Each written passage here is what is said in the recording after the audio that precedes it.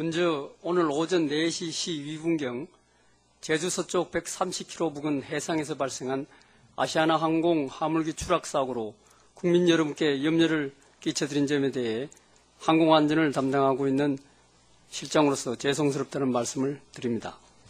이번에 발생한 아시아나항공 화물기 사고는 7월 28일 새벽 3시 5분경 아시아나항공 B747-400이 인천공항을 이륙해서 제주를 경유하여 중국 상해로 향하던 중 화재 발생이 감지되어 제주로 해항하던 중에 04시 12분경 제주 해상 서쪽 130km 지점 고도 약 3,000m 상공에서 추락한 사고로서 기장 최승기 52세 그리고 부기장 이정웅 43세 등 승무원 2명이 탑승하였고 58톤의 화물이 탑재되었으며 승무원들의 생존 여부는 아직 확인되지 않고 있습니다.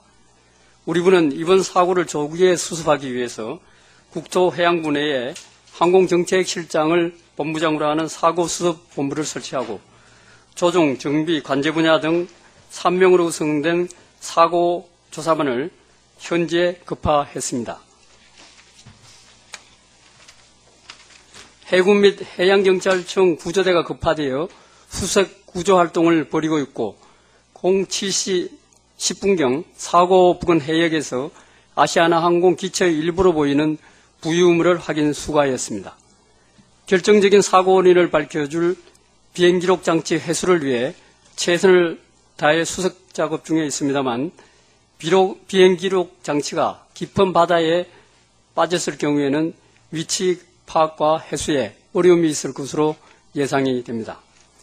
그동안 사고 발생 원인에 대해서는 기장이 중국 상해 간조서와 마지막 통신에서 화물칸에 화재가 발생했다고 보고한 것으로 보아 화물칸에 탑재된 미연물에 의한 것으로 추정이 됩니다만 정확한 원인은 사고 조사를 해봐야 알 수가 있습니다. 화물 중에는 주로 반도체라든지 기계, 전자, 부품, 직물류 등이 이제 수송이 되어 있었고 위험 물질은 리튬 배터리하고 페인트, 그다음에 아미노산 용액 등 0.4톤이 실려 있었습니다. 앞으로 신속한 사고 수습과 원인 조사에 최선의 노력을 다할 것이며 보다 자세한 사고 현황과 원인 분석 내용에 대해서는 추가로 확인되는 대로 설명을 드리도록 하겠습니다. 다음은 추락 사고 지점을 지도로 이렇게 한번 보도록 하겠습니다. 우리 프레젠테이션 내려주시죠.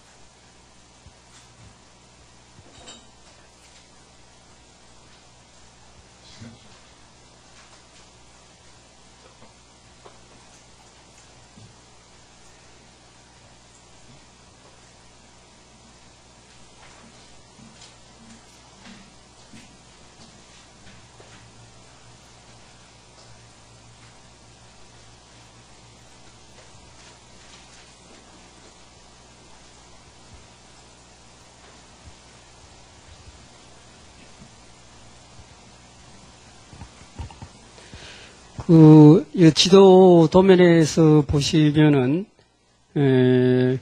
우리가 비행기가 출발한 것이 새벽 3시 5분이고, 지금 여기서 사들리라고 해가지고, 여기 이제 사고 지점에서 157km 남방에 있는 사들리 지점에서, 화재가 발생했다는 사실을 인지한 것으로 보입니다. 그때가 3시 한 55분 정도 이렇게 파악이 되고 있습니다. 그리고 3시 3분에 그 화재로 인한 것이라는 그 통신이 있었습니다. 그러고 나서 한 약 4시 12분이기 때문에 한 9분 후에 추락을 한 것으로 이렇게 파악이 되고 있습니다. 그렇기 때문에 여기서 이 지점에서 그 인지를 해가지고 다시 제주로 그 회항을 하기 위해서 왼쪽을 털을 해가지고 오다가 요 지점에서 제주도 이제 서쪽 한 129km 정확하게는 그 지점이 되겠습니다.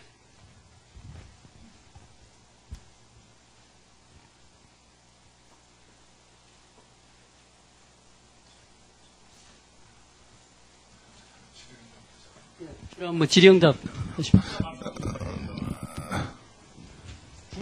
중국 상해 관제와 4시 3분에 사고 났다고 이렇게 말씀하신 것 같은데요. 예. 지금 저기 그 화면을 보면 인천 비행 정보 구역인데 어떻게 중국 상해라고 하나요? 우리 제주가 관제소랑 그 관제한 게 아니고요.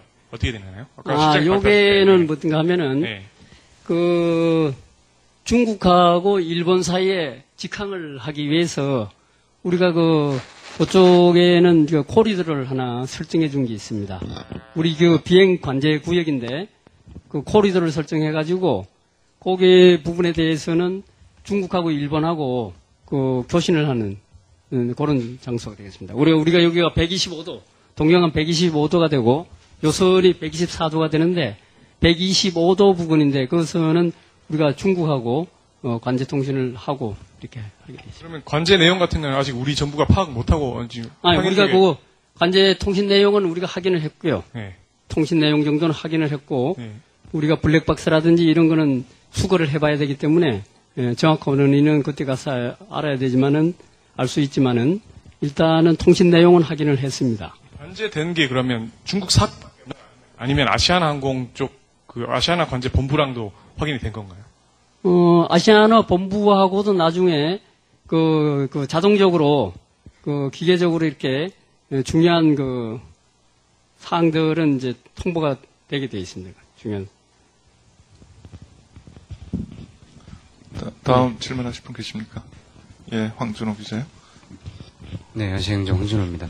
그 화재 원인으로만 이 사고의 원인이 화재로만 생각을 하시는 건지 아니면 따로 이 불이 발생하는 원인이 뭐 테러나 다른 어떤 원인에 의한 건지 그런 것들도 파악이 좀 되셨나요? 그런 상황은 아직은 정확하게 알 수가 없습니다. 저희들이 사고 원인 분석을 정밀하게 해봐야 알고 지금은 이제 교신 내용으로 봐가지고 화재가 발생했다는 사실 그것만 파악이 된 상태고 정확한 원인은 조사를 해봐야지 알 수가 있습니다. 지금 이제 해경에서 수색 구조 활동을 계속 해왔습니다만 아직까지 조종사나 부조종사는 발견이 안 됐습니다.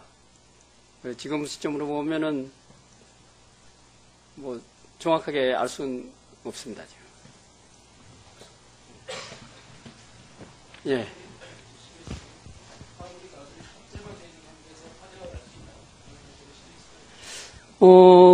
이게 국제적으로 항공기 사고가 화물기 사고 때문에 그런 경우가 좀 있었습니다. 근데 그 위험물질이 우리가 수송될 때는 여러 가지 국제 민간 항공기구에서 어떤 용기라든지 그다음에 탑재 방법이라든지 이런 것이 정해져 있는데 그렇더라도 뭐 실제 종종 그런 사고들이 발생을 하고 있습니다. 다음 질문하실 분 계십니까? 예. 네.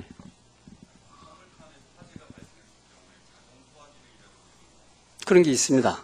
원래 이제 그 화재가 발생이 되면은 조종사가 그 감지를 하면은 버튼을 누르는 식으로 해가지고 그렇게 하면은 우리가 보통 그 다른 건물 같은 데도 그때는 보통 이제 용액이 뿌려지지만은 그건 이제 기체 형태로 돼 있는 건데 그게 이제 뿌려지게 돼 있는데 거기 작동을 갖다 제대로 했는지 아니면은 작동을 안 한 건지 그 여부는 확인을 할 수가 없습니다. 지금 시점에서는.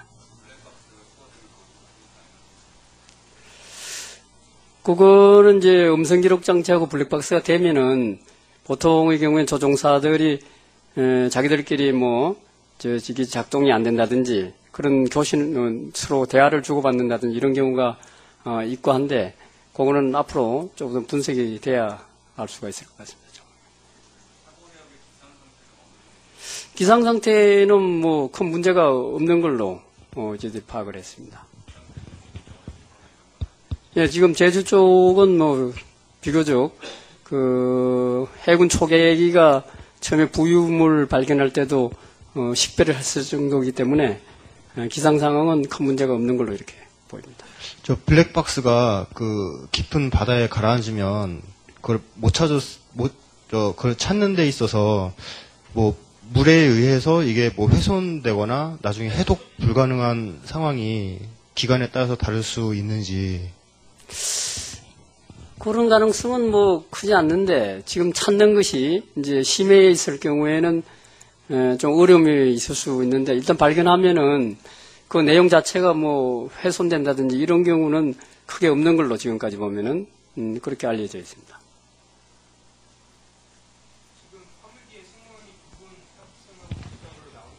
예. 이 두 분이 타셨던 것이 이렇게 규정에, 그러니까 승무원 숫자가 좀 적었거나 이런 건 아니었던. 그런 건 아니고요.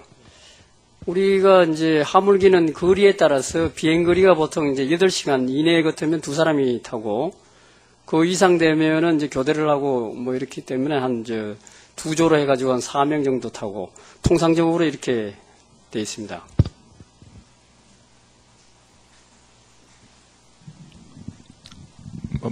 추가 질문 계십니까?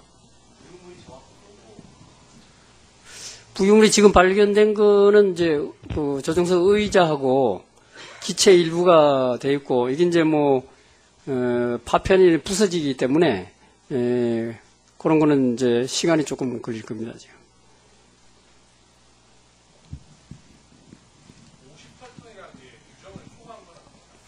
그건 아니고요. 우리 이제 747이 이제 화물을 실을 수 있는 것이 120톤 정도 돼 있는데 총 중량은 지금 58톤이기 때문에 기준 준중량에 비해서 한 반도 조금 덜 찬 그런 상황입니다.